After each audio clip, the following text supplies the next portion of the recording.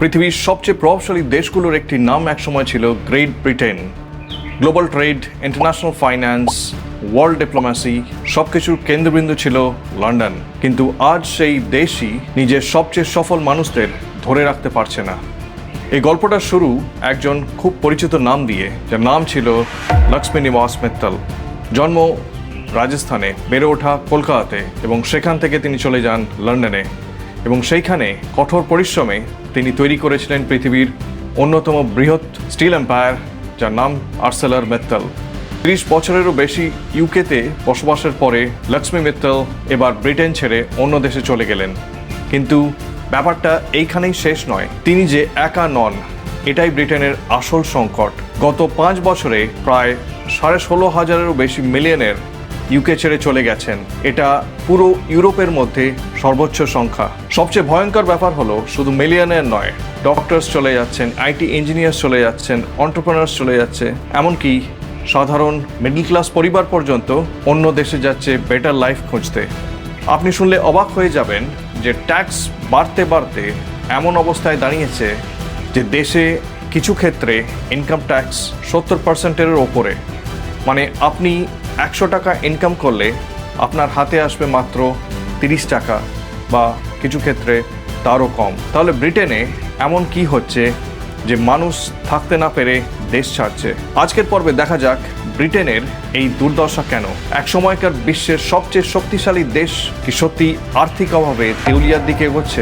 আপনি ভাবতেই পারেন, ব্রিটেন তো একটা রিচ কান্ট্রি, এত বড় দেশ, এত বড় অর্থনীতি, এত হেরিটেজ, কেমব্রিজ, অক্সফোর্ডের মতো এডুকেশনাল ফ্যাসিলিটিস, বিশ্ববিখ্যাত হেলথ কেয়ার সিস্টেম, সেটা তো পৃথিবীর অন্যতম শক্তিশালী ও ধনী দেশ। গত কয়েক বছরে ইউকেতে অর্থনৈতিক গতি কমতে কমতে এমন এক জায়গায় এসেছে যেখানে বিশ্ব অর্থনীতির অ্যানালিস্টরা ওয়ার্নিং দিতে শুরু করেছেন। গ্রোথ কমছে, প্রোডাক্টিভিটি কমছে, ওয়েলফেয়ার এক্সপেন্ডিচার বাড়ছে, আর ট্যাক্স বার্ডেন আকাশ ছোঁয়া, 70 বছরের ওপরে রেকর্ড হাই। কিন্তু আসলে কারা কারা ব্রিটেন ছেড়ে যাচ্ছে? লক্ষ্মী মিত্তলের লন্ডন ত্যাগ আসলে পুরো সমস্যাটার সারফেস লেভেল সিম্পটম। গভীর ভিতরে আছে খুব বড় স্ট্রাকচারাল সমস্যা। ওয়েলথ ক্রিয়েটার্স আর লিভিং, মানে যেসব শিল্পপতি বা বড় বড় ব্যবসায়ীরা হাজার হাজার লোকের চাকরি দিতেন, তারা দেশ ছেড়ে চলে যাচ্ছেন। তারা বলছেন ইউকে আর আগের মতো কাজের জন্য অ্যাট্রাকটিভ নয়। এটা কিন্তু মোটেও ভালো সিগন্যাল নয়। যে কোনো দেশের শক্তি 3 ধরনের মানুষের উপরে দাঁড়ায়। 1 নম্বর হচ্ছে যারা ওয়েলথ ক্রিয়েট করে, যারা চাকরি ক্রিয়েট করে। 2 নম্বরে হচ্ছে যারা ওয়েলথ ম্যানেজ করে। আর 3 নম্বরে হচ্ছে যারা ওয়েলথকে প্রোটেক্ট করে বা ধরে রাখে। আজ ব্রিটেনে এই 3টি পর্যায়ের লোকই চাপে। এরা চলে যাচ্ছেন দুবাই, সিঙ্গাপুর, সুইজারল্যান্ড, মোনাকো, যেখানে ইনকাম ট্যাক্স, বিজনেস ট্যাক্স 0% বা খুবই কম। আরেকটি ক্রিটিক্যাল সেক্টর হচ্ছে হেলথ কেয়ার। এই এন্টারপ্রেনার আর শিল্পপতিদের সাথে সাথে চলে যাচ্ছে বহু ডাক্তার। ব্রিটেনে ডাক্তারদের কাজের চাপ খুব বেশি, তার সাথে আছে স্টাফ শর্টেজের সমস্যা, স্যালারি বা পে খুব কম, আর যে সিস্টেম আছে সেটা খুবই আউটডেটেড।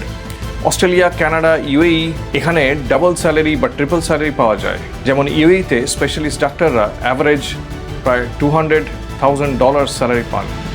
ফলে আমূল মাইগ্রেশন হচ্ছে।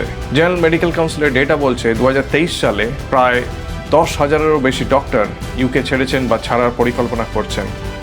এতে ব্রিটেনের হেলথ কেয়ার সার্ভিস আরও ভেঙে পড়ছে। লন্ডনকে বলা হতো পৃথিবীর অন্যতম ফাইন্যান্সিয়াল আর টেক হাব। বড় বড় ব্যাংক, টেক কোম্পানির হেডকোয়ার্টার্স ছিল এখানে। কিন্তু ব্রেক্সিটের পর পরিস্থিতি পাল্টে গেছে। হাজার হাজার টেক কোম্পানি তাদের হেডকোয়ার্টার সরিয়ে নিয়ে যাচ্ছে আমস্টারডাম, বার্লিন, ফ্রান্সে, ডাবলিনে। এর ফলে ব্রিটেনের চাকরি আরও কমে গেছে। মার্কেট এতটাই খারাপ যে একটা পোস্টের জন্য প্রায় 300 থেকে 400 অ্যাপ্লিকেশন আসছে। লেটেস্ট ডেটা বলছে ব্রিটেনে এখন প্রায় 18 লক্ষ বেকার লোক আছে। ইউকের top job market financial services and tech, এখন খুব কমই লোক রিক্রুট করছে। এআই এর প্রভাব তো সারা বিশ্বে পড়েছে, কিন্তু ব্রিটেনে চাকরির অবস্থা আরও সংকটজনক। কিন্তু এই অবস্থায় জব মার্কেট সাপোর্ট করার বদলে ব্রিটেন উল্টো পথে এগোচ্ছে। তারা এখন ব্যবসার উপরে আরও ট্যাক্স বসাচ্ছে, যার ফলে সমস্ত ছোট বড় ব্যবসা লোকসান খাচ্ছে। আর তার জন্য এই কোম্পানিগুলো ঢালাও ছাঁটাই শুরু করেছে। ফলে ইয়াং পপুলেশনের মধ্যে একটা বিরাট হতাশা বাড়ছে। এইসব কারণে সম্পদ সৃষ্টিকারীরা, মানে ওয়েলথ ক্রিয়েটাররা, যখন দেশ ছাড়েন তখন ইউকের অর্থনীতিতে একটি ডমিনো এফেক্ট দেখা যাচ্ছে। প্রথমত সরকারের ট্যাক্স রেভিনিউ কমে যাচ্ছে, দ্বিতীয়ত নতুন কর্মসংস্থান তৈরি হওয়া বন্ধ হয়ে যাচ্ছে। এর একটা বড় প্রভাব পড়েছে ব্রিটেনের সাধারণ মিডল ক্লাসের ওপরে। এরা বেচারা দুদিক দিয়েই পিষে যাচ্ছে আর আস্তে আস্তে গরিব হয়ে যাচ্ছে। এখনকার মধ্যবিত্ত এবং বয়স্ক পেনশনভোগী সাধারণ মানুষ এদের প্রাণ ওষ্ঠাগত, তাদের টিকে থাকা অসম্ভব হয়ে গেছে।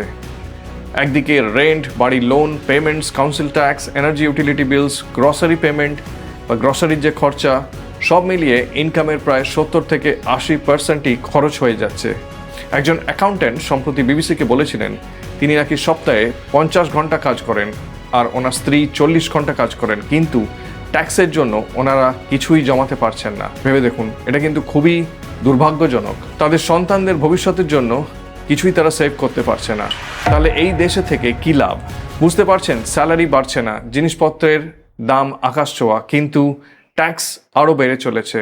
আর এই সব টাকা কোথায় চলে যাচ্ছে জানলে আপনি অবাক হয়ে যাবেন। সেটা বলার আগে দেখে নিই ভবিষ্যৎ প্রজন্মের কথা। ইউকে ইউনিভার্সিটিস একসময় ছিল dream destination. Oxford, Cambridge, Imperial, London school of economics, নামগুলি শুনলেই খুবই প্রেস্টিজিয়াস মনে হতো। কিন্তু এখন ইন্টারন্যাশনাল স্টুডেন্টস কম আসছে, কারণ টিউশন ফিজ আকাশ ছোঁয়া, প্রায় 40 থেকে 60 লক্ষ টাকা প্রতি বছরে। পোস্ট স্টাডি ওয়ার্ক ভিসা কঠিন হয়ে গেছে, জব মার্কেট শুকিয়ে গেছে। আর ব্রিটিশ স্টুডেন্টস যখন নিজেরাই গ্র্যাজুয়েশনের পর ইউকে ছাড়ছেন, তখন বাইরে ইন্টারন্যাশনাল স্টুডেন্টদের কি অবস্থা ভাবুন। কারণ তারা দেখছেন আমরা 60 লাখ টাকা ঋণ নিয়ে এমন এক চাকরির বাজারে প্রবেশ করব যেখানে কোনো সুযোগই থাকবে না।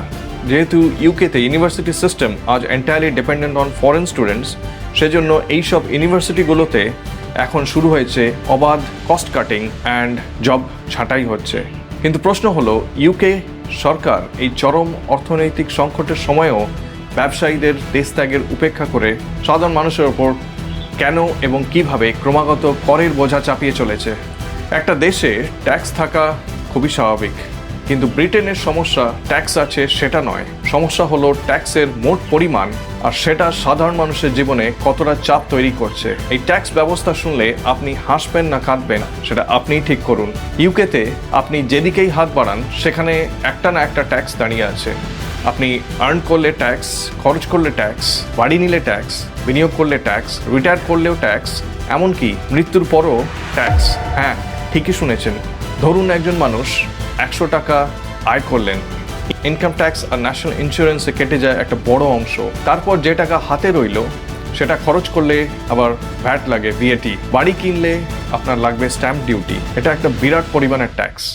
আর প্রতি বছর কাউন্সিল ট্যাক্স বাড়তেই থাকে। এখানকার কাউন্সিল ট্যাক্স অস্বাভাবিক রকম বেশি। এনার্জি বিলসে এখন অতিরিক্ত চার্জও চলে এসেছে।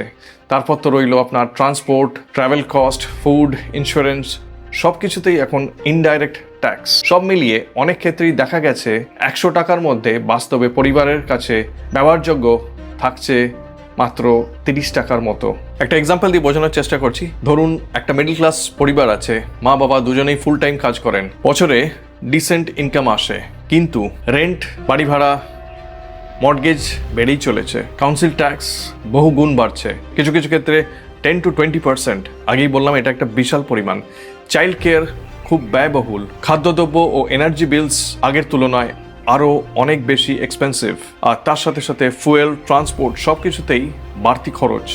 ফলে আয় যতই হোক না কেন, মান্থ এন্ডে তাদের হাতে খুব কমই টাকা থেকে যাচ্ছে।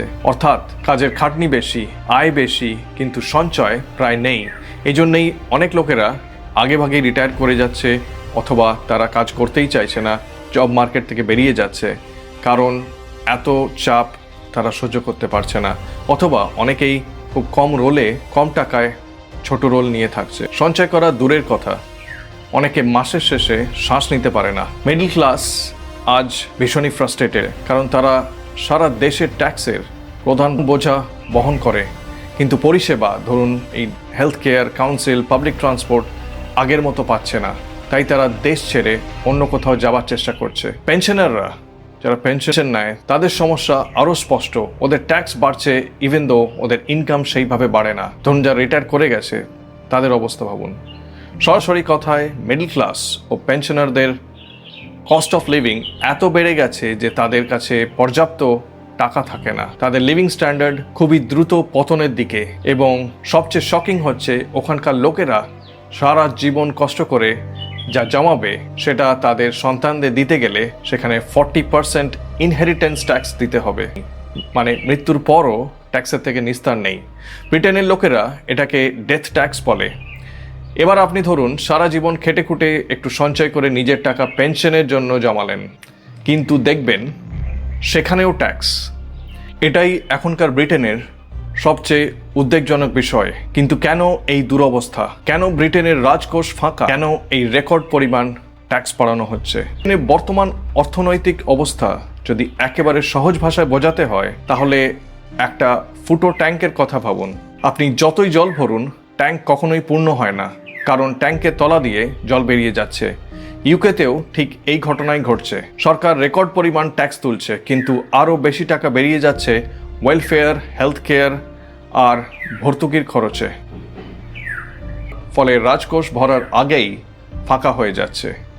এটাই মূল সমস্যা। আয় বাড়ছে ধীরে, কিন্তু ব্যয় বাড়ছে খুব দ্রুত। এই এত পরিমাণ ট্যাক্সের বেশিরভাগ অংশ চলে যায় ওয়েলফেয়ার, ভাতা আর ভর্তুকিতে। মানে সরকার 100 টাকা খরচ করলে তার 30 টাকা শুধু চলে যায় ওয়েলফেয়ারে, আরও 20 টাকা চলে যায় প্রায় হেলথ কেয়ারে। এটা বিশ্বের উচ্চতম ওয়েলফেয়ার বার্ডেন্সের একটি। মানে যাদের আয় কম, চাকরি নেই, তাদের মাসে মাসে টাকা দেওয়া হয়। আবার অনেক মানুষের বাড়ি ভাড়ার বড় অংশ সরকার দেয়। অনেকে শুধু ভাড়া নয়, পুরো বাড়ি সরকারি সহায়তায় টিকে থাকে। অক্ষমতা, দীর্ঘমেয়াদী অসুস্থতা বা কাজ করতে না পারা, এইসবের জন্য সরাসরি তারা ভাতা পায়। এই ওয়েলফেয়ার সিস্টেমে এত টাকা যায় যে আপনারা অবাক হয়ে যাবেন। লেটেস্ট ফিগার অনুযায়ী এই বছরে ওখানকার সরকার প্রায় 45 লক্ষ কোটি টাকা খরচ করে শুধু এই ওয়েলফেয়ার, ভাতা আর ভর্তুকিতে। এটা একটা বিশাল অ্যামাউন্ট, আর প্রতি বছর এই খরচ বেড়ে চলেছে।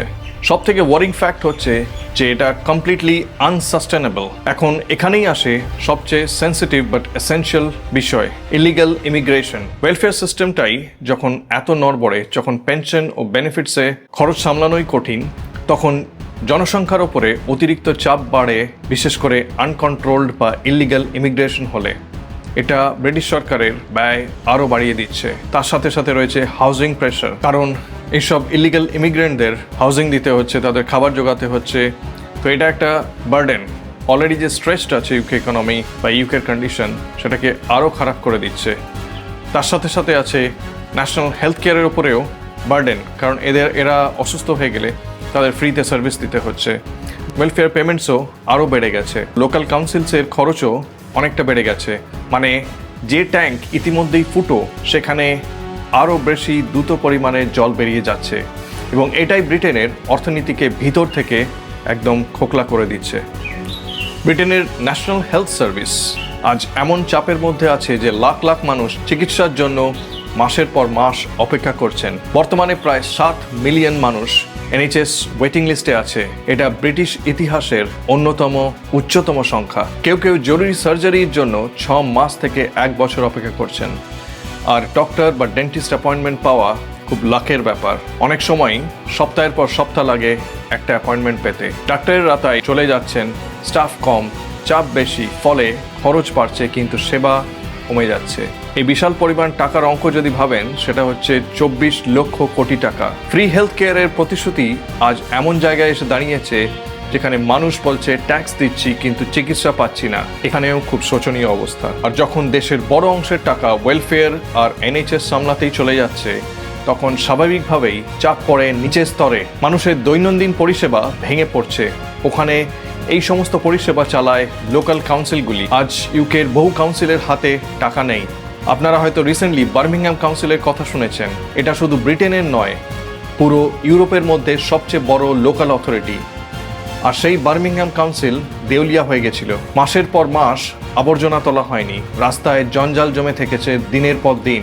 অনেক জায়গায় ইঁদুরের সংখ্যা এত বেড়ে গেছিল যে সেটা সরাসরি হেলথ রিস্ক হয়ে দাঁড়ায়। সেখানে মানুষ হয়তো নিজের দরজা খুলছে, সেখানে দরজা খুলেই দেখছে বাইরের আবর্জনা স্তূপ। ব্রিটেনের অন্যান্য কাউন্সিলেরও এরকমই শোচনীয় অবস্থা। রাস্তাঘাট ভেঙে পড়ছে, কিন্তু মাসের পর মাস সেটা সারানো হচ্ছে না, লাইব্রেরি বন্ধ হয়ে যাচ্ছে, বিভিন্ন পাবলিক সার্ভিস, কমিউনিটি সার্ভিস বন্ধ হয়ে যাচ্ছে, এমনকি পুলিশ ফোর্সেও কাটছাট চলছে, যার জন্য ক্রাইম খুবই বেড়ে গেছে। দোকান থেকে জিনিস তুলে নিয়ে চলে যাওয়া, অ্যান্টি সোশ্যাল বিহেভিয়ার, ক্রাইম সবই বেড়ে গেছে। ওখানে সাধারণ মানুষ এখন সত্যিই খুব ভয়ে থাকছে। সাম্প্রতিক মাসগুলোতে ব্রিটেনের রাস্তাঘাটে একটা জিনিস খুব চোখে পড়ছে, শপলিফটিং এবং স্ট্রিট ক্রাইম হঠাৎ খুবই বেড়ে গেছে। আপনি দাঁড়িয়ে আছেন, হয়তো কেউ পাশ থেকে এসে ফোন চুরি করে নিয়ে চলে যাচ্ছে। কোনো কোনো দোকানে দিনের পর দিন চোরেরা ঢুকে স্ট্রেফ তাক থেকে জিনিস তুলে নিয়ে চলে যাচ্ছে, আর কর্মীরা কিছুই করতে পারছে না, কারণ পুলিশ সেখানে পৌঁছতে খুবই দেরি করছে। বড় বড় শহর লন্ডন, ম্যানচেস্টার, বার্মিংহাম, অনেক এলাকায় ছোট ছোট দোকানদাররা বলছেন এভাবে ব্যবসা চালানোই কঠিন হয়ে যাচ্ছে। ব্রিটেন কি তাহলে ধীরে ধীরে এক ডেট ক্রাইসিসের দিকে হাঁটছে? আপনি জানলে অবাক হয়ে যাবেন, ব্রিটেন কিন্তু এর আগেও আরেকবার দেউলিয়া হয়ে গেছিল 1976 সালে। তাহলে কি একসময়কার এই বিশাল সাম্রাজ্য এবার সত্যি দেউলিয়ার রাস্তা ধরতে যাচ্ছে? আপনারা কি মনে করেন? কমেন্ট করে জানান। আর যদি এই পর্বটি ভালো লাগে তাহলে কমেন্ট করুন, লাইক করুন এবং চ্যানেলটিকে সাবস্ক্রাইব করুন। আজকের জন্য এইটুকুই, পরের পর্বে দেখা হবে। নমস্কার।